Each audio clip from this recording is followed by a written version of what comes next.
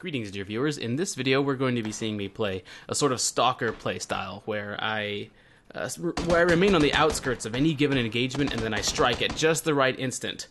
And then I slip back into the shadows. I disappear back into the wind quietly until such time is right for me to capitalize on the takedown that I just scored. We're seeing this happen here. I hear some gunfire here in Pachinki. I actually landed northeast and then came here after picking up a small little loadout. And I'm able to secure my first kill of the game.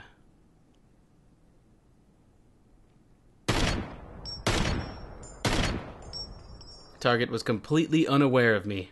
Now, there were others firing at him. That's why he was so laser focused. That's why he was tunnel visioned in that direction. So I pull away from that, and I wait a short while before moving up to the building and looting, which is what I've just done here. And then I hear somebody in the house after I've finished looting, in or around the house. I spot my target and get a nice center of mass shot there. His level 2 vest doing him a big favor. We're going to continue to exchange shotgun fire here, but he's eventually going to retreat into the house. I'll use the crouch jump to get in, and then we're going to see me kind of do a little bit of some panic shooting. Right here. But I do come out on top.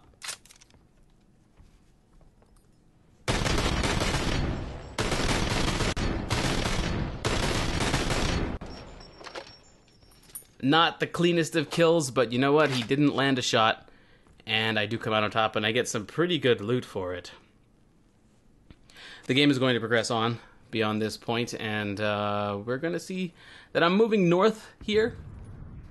Yeah, I do believe I heard some gunfire before this point. And again, I'm hanging out on the outskirts of a fight. I didn't know that there was a supply drop here.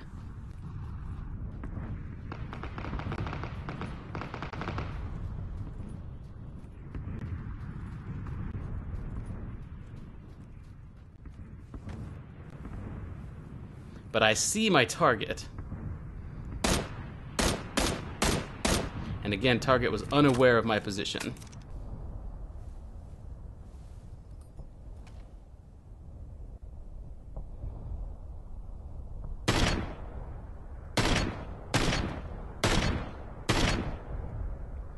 And just like before, now is not the time to rush up and start looting my kill. Now it's time to get out of here. And so I pull back into Pachinki, and I wait there for a good 2 minutes or so before rushing back out. And then I come and loot my target, which is what we're seeing happen here. And while I'm behind the cover of this rock that I've got here to my side, I'm going to start plotting my next move on the map. But then I hear footsteps approaching the supply crate, which is very nearby.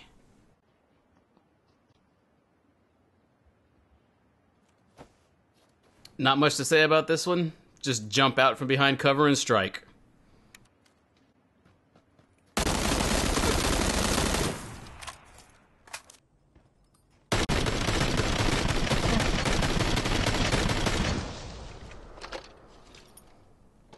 Target is down, and I can loot this one immediately, but I do have to get on the move very shortly. Anytime I make noise, anytime I make any sound with this gun, I want to move. I want to change positions. So I take the motorbike and I do exactly that. I follow the play area and find I'm able to take cover, find I'm able to take up a position here.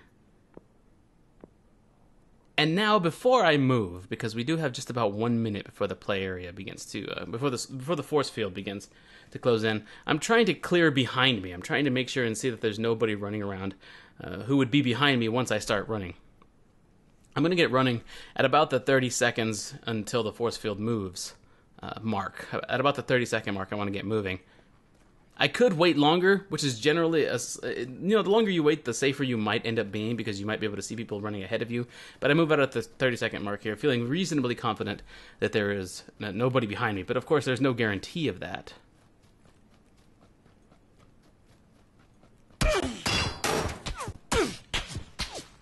My pan actually absorbs a couple of rounds for me, which is important, considering I had just one round. I had just one bullet's worth of hit points remaining. Fortunately, I've got these 2 medkits from the players that I have looted prior to this point.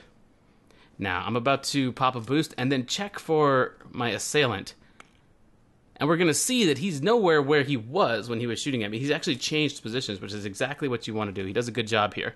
I'm looking for him where he was, but it turns out he's off to the right. So again, I go prone, pop some boosts, and now we can hear this SKS off to the right. And if we'll watch the kill feed, we'll see an SKS eliminates a player just now. So we can be 99% certain that the player who was attacking me was just eliminated by someone else because he chose to open fire on me in open field. That just reveals him to everybody else around, and I didn't have that worry. So I close the distance, I get inside the force field. This is why you want to make sure you take your shots only when you know you can get the kill, and you take them very selectively so that you don't give yourself away. You want to have cover, you want to have concealment. You want to practice some trigger discipline, and you want to not put yourself in the kind of position that my attacker there, who just got took out by another player's SKS, put him or herself into. Further on in the game at this point, I have spent some time healing up with boosts and such, and then I move closer toward what is the new play area, and I see a target here. I see a player. And I'm going to put into practice exactly what I was just talking about. I could take a shot here, but I don't have a guarantee that I'm going to get the kill if I pull this trigger. Because if I pull this trigger, I'm going to make a lot of noise, and everyone around me, that target included, that player included, is going to know where I am. Despite the fact that I've got cover, I've got concealment, I don't want to give my position away unless I know I'm going to actually score a kill. And even then, I may not want to give my position away. So I let that sniper move over the let him crest the hill without giving my position away. 4 players remain. And what I'm doing now is I'm making sure that I'm clear on this side of the hill, and I don't want to crest this hill. I don't want to show myself at all. I don't want to silhouette myself. But we do have the force field closing in, so unfortunately I do have to rush up at this point. Looking around and seeing where the play zone is on my minimap, I'm able to locate a spot, this tree right here, where I can get some cover right inside this play area. The play area shifts, but I do have some cover, and so I can spend some time healing up and plotting my next move.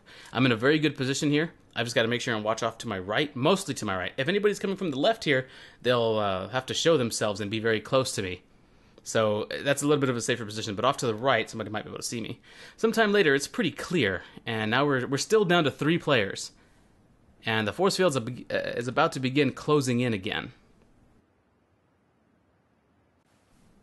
I don't want to reveal myself. I'm going to employ a strategy here that I actually employ at Texas Hold'em sit-and-go tables, which is to let other players eliminate other players before I myself put my chips in and risk anything. I've got a good spot here. There's no reason for me to go hunting.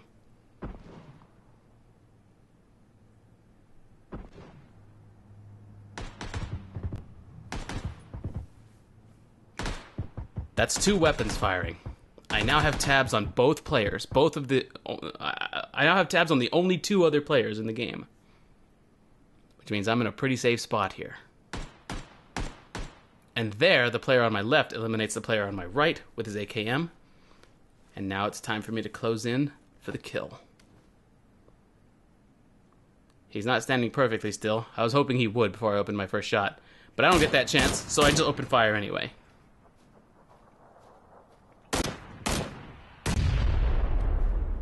At this point, he's already damaged. I've hit him once or twice. So I'm going to start closing in, and I opt to switch to the shotgun for a close quarters engagement.